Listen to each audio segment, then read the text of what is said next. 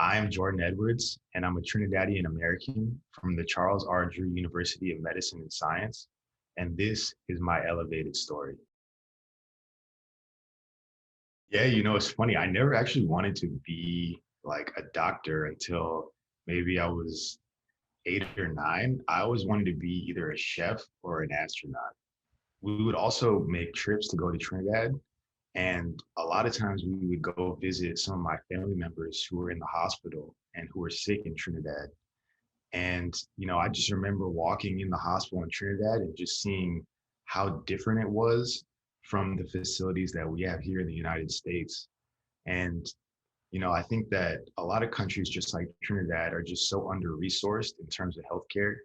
Um, and I've seen how that's directly affected how long and the quality of life that my family members have. So really those experiences made me want to dedicate my life to becoming a doctor and just helping populations like those like my family.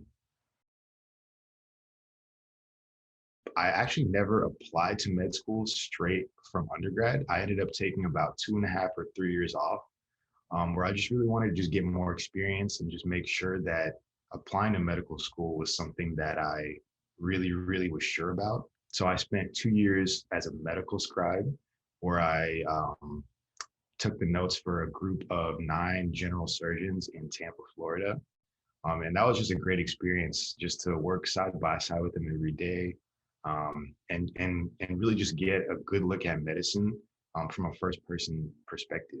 I honestly think, and I tell people that those were some of the hardest years of my life, just because in undergrad I never got the highest grades.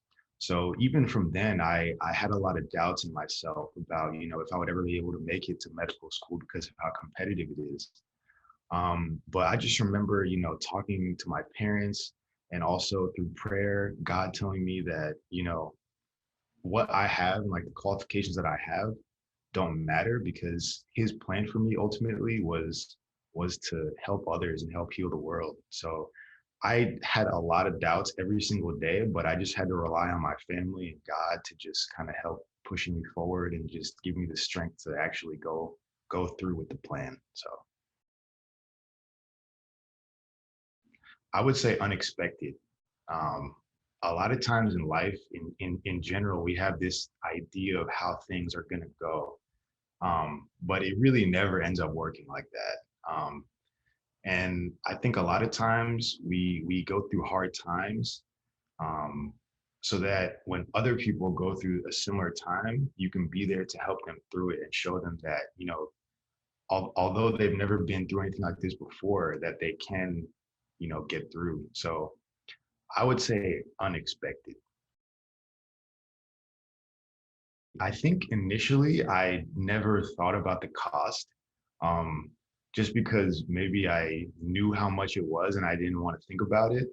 But I think when I got accepted and in sort of my first year, when the loans started to come in and I started to see my loan balance on my computer, it was really emotionally debilitating.